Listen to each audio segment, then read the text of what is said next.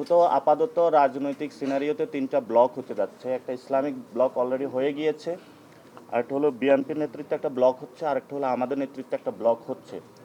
তো সেখানে আমরা যেহেতু বিএনপি না, এজন্য বিএনপির ব্লকও যাচ্ছে না। আমরা যেহেতু জামাত না, এজন্য জামাতের ব্লকও যাচ্ছে না। আমরা স্বতন্ত্র। আমরা এই গণ অভ্যুত্থানের সময় আমরা ইশতেহার দিয়েছিলাম, আমরা বলেছিলাম যে যেহেতু ফেসিবাদী ব্যবস্থার বিলোপ হয় নাই, আমাদের সামনে দীর্ঘ লড়াই রয়েছে। ফলত ওই জায়গা থেকে গত 15 বছরে যে তরুণরা আন্দোলন করেছিল, অনেকেই দল সৃষ্টি করেছিল, তারা অনেকেই সম্মত হয়েছেন এনসিপির ব্যানারে যোগ দেওয়ার জন্য।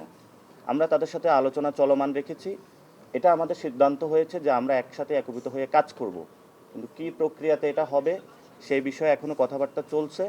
যখন আমরা এটা সম্পন্ন করব, তখন আমরা আবারই আপনাদের সামনে এসে আপনাদের মারফতে আপনাদেরকেও এবং দেশবাসীকে ফাইনাল মেসেজটা জানাবো।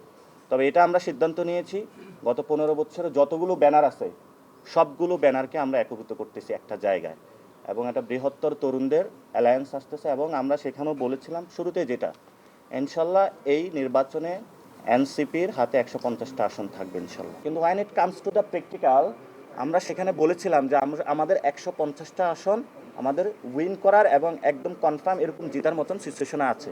কিন্তু আমরা 300 আসনে প্রার্থী দিব এবং 300 আসনে জয়ের জন্যই লড়বো ইনশাল্লাহ। এই গণ অভ্যুত্থানে যেই সরকারটা হবে, এই পার্লামেন্টে আমরা যেটা বলেছি, এই পার্লামেন্টে কোনো সরকারি দল, বিরোধী দল পলিসিগত জায়গা থাকবে, যে একটা জায়গায় পার্লামেন্ট হবে আওয়ামী লীগের বিরুদ্ধে এবং জাতীয় পার্টির বিরুদ্ধে।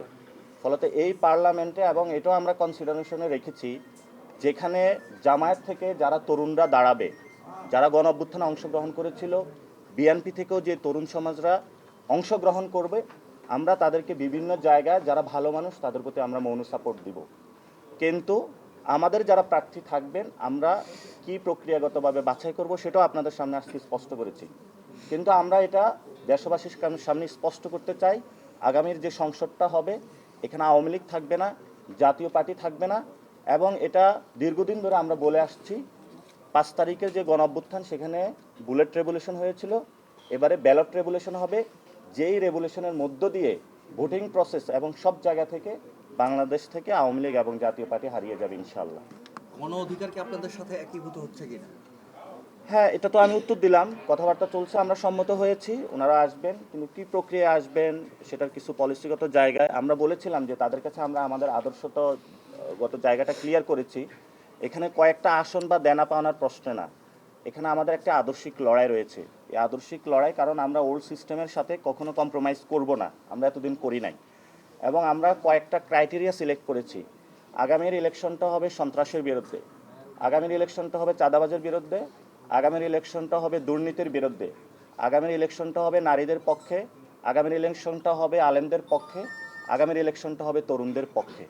তো 3টা জিনিস বিপক্ষে, 3টা জিনিস পক্ষে। এই আদর্শিক জায়গাটা ক্রাইটেরিয়ার ভিত্তিতে আমাদের যারা হিন্দু ভাইরা রয়েছেন, বুদ্ধিস্ট ভাইরা রয়েছেন, অ্যাজ এ সমন্বিতভাবে আগামীর যে পার্লামেন্টটা হবে, পুরো বাংলাদেশে যতগুলো জাতিসত্তা রয়েছে সবার একটা সম্মিলিত রূপ, নতুন একটি বাংলাদেশের স্বপ্নের আমরা যাচ্ছি ইনশাল্লাহ।